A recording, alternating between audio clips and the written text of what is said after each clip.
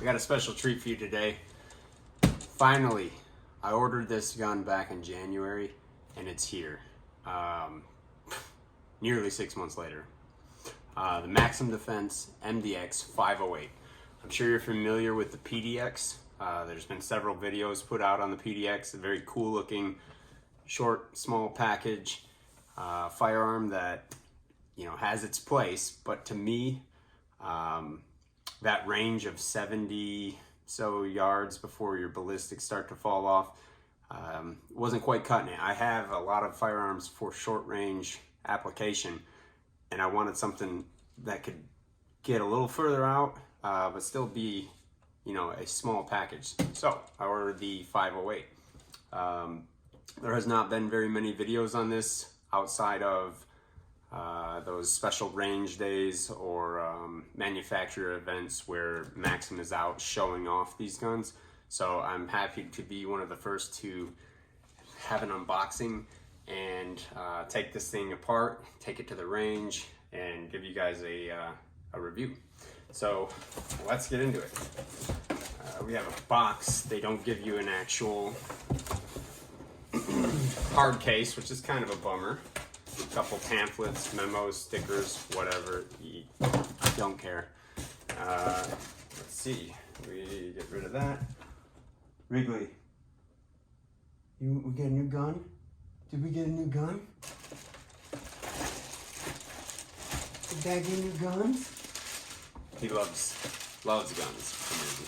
Yeah, I don't think he's gonna like it when we actually shoot together, but he likes looking at them. And there you have it. 508. That is still a quite compact package. I'm very happy with the way that feels. It's supposed to just yank out. You gotta give it a pretty hearty yank. Maybe after a few times of yanking that, it'll come a little easier. This is the CQB brace, which gives you the QD mount. It's a little longer. They're I don't know what the other one's called, but it doesn't have this, and it's only like that much longer after the receiver. So that's the shortest package if you want that. But I wanted that QD mount there. I like the way that looks.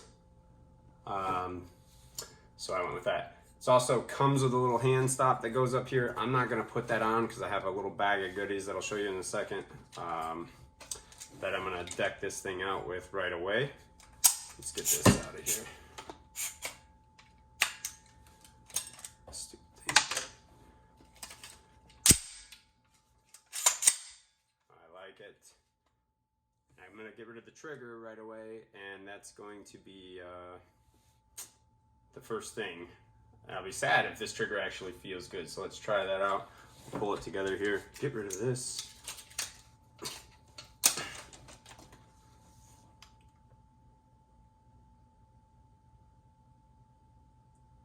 Safety? Ah, safety's on.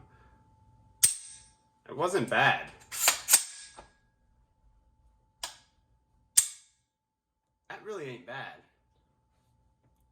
Maybe I could have waited, but the trigger I got is flat face black trigger from Velocity, 4-pound for steel cased ammunition. So it has the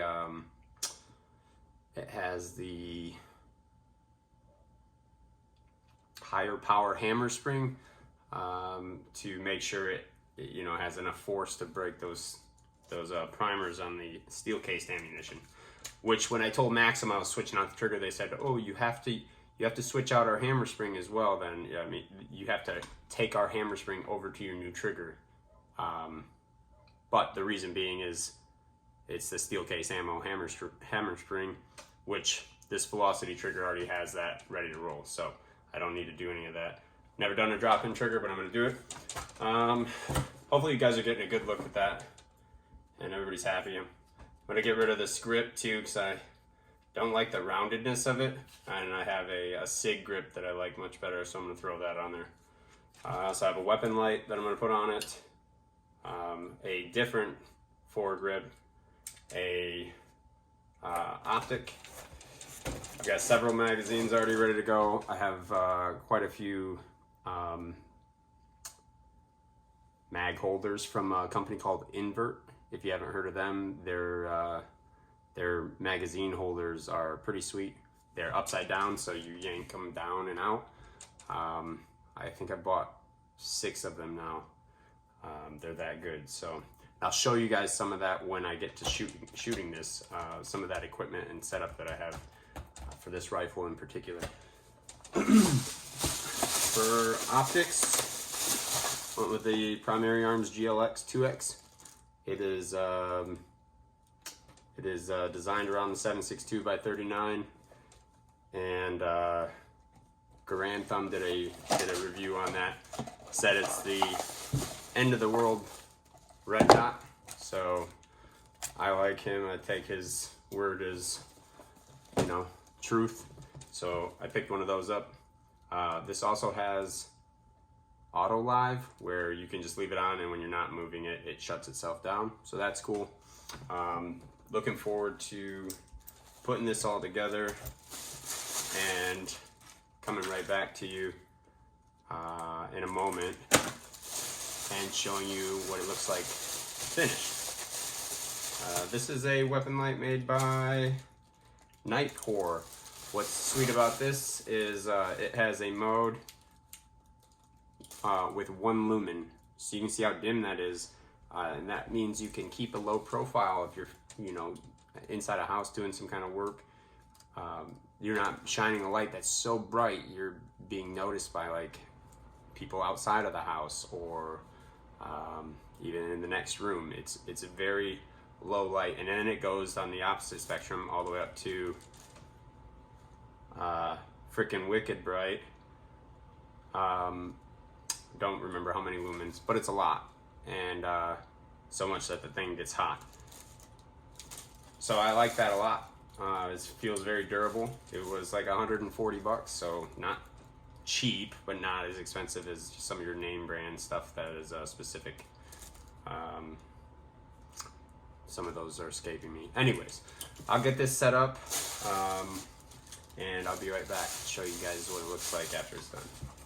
So again, one last look at it before I put it away or change it all up in its original form. All right, I'll see you in a second. It took me about an hour or two, but I completed it. Found a few interesting things. Didn't go as easy as it was supposed to with the drop-in trigger. However, I got the job done. The other thing to note, I found, I think they made some adjustments to the way the buffer spring and stuff spilled out when you'd open it up. And now there's a little pin that pops up when you pull it apart that blocks that buffer tube from springing out all over the place. So it's actually pretty clean when you take it apart now. I'm not sure if that's just with this 508 or if it's a new design feature. Anyways, here it is. Oh, can't go that way. Feast your eyes. All right. So let's go over what I did real quick. We got the light attached. I used some Velcro things to tidy up that cord. It works. It's out of the way. It's got a very easy to actuate position for me. I really like that. Scope's mounted. Eye relief is not as good as Grand Thumb made it sound. However, it's good, and that's kind of where I like my optics anyways. It's not exactly a red dot, so I don't want to put it too far forward. That trigger, what do y'all think about that? Now, that ALG combat trigger wasn't bad. I was actually impressed, and I was kind of bummed that it was as good as it was, because I intended to get rid of it right away. This thing is like nothing break, nothing reset, nothing break. I'll go ahead and show you that real quick. I gotta get rid of this magazine. Fuck. Anyways, here goes.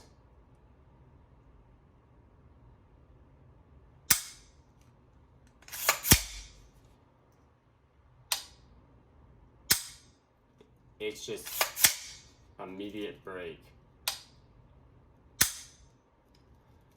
So I'm happy with it. I think it's just a level better than what was in it. So we're good there. Safety has some little mini pressure spring thing to make that difficult to get out. And then when you put the new drop-in trigger in, you've got to like do the safety at the same time because this little bar like impedes it. If you put the trigger in and put the pins in and go to put in the safety, it's blocked by this little thing. So it has to be done like simultaneously, which is interesting.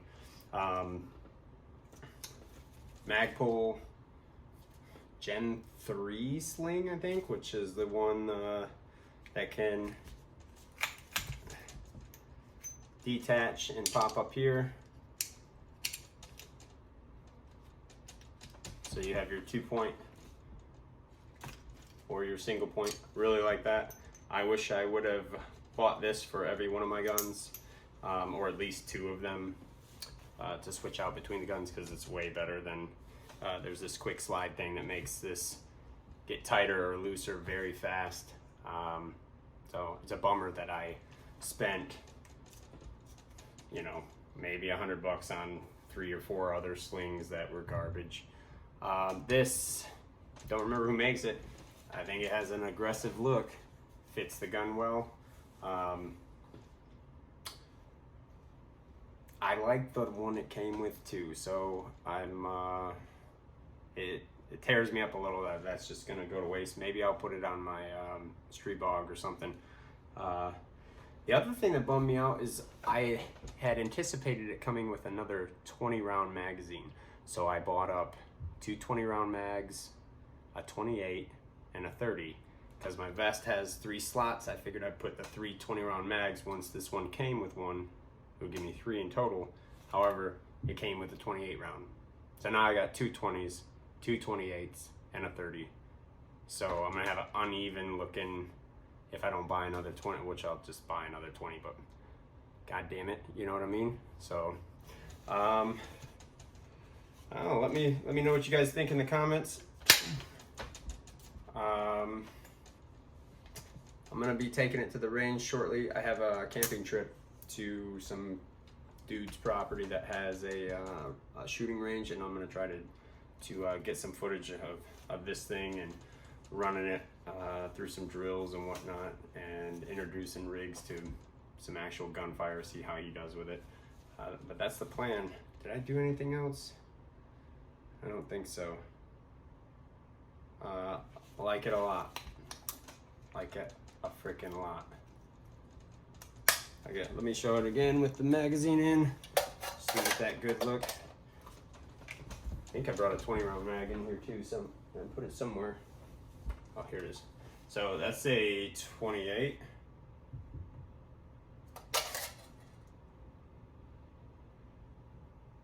I can't tell. That's 28 or 30. And this is the 20 in it. And again with it fully compressed, smallest package possible.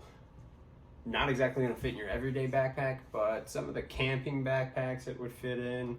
It's still a small package, and again, now with that 8.5 inch barrel, we're getting some range out of that 7.62 by 39 caliber round, which is what I wanted. A little more range. I got a 12 gauge, I got 9 mil for anything that's, you know, within 10 yards or whatever, but I want to reach out a little bit with this. And then if I gotta go further, I have the, what the hell is it? SIG 716 G2, which I really like too. I'll have that out at the range, so I'll probably bring all my guns out there and pop them all off and talk about them all a little bit. Anyways, this has been Merv. Hope you enjoyed it. I know I'm gonna.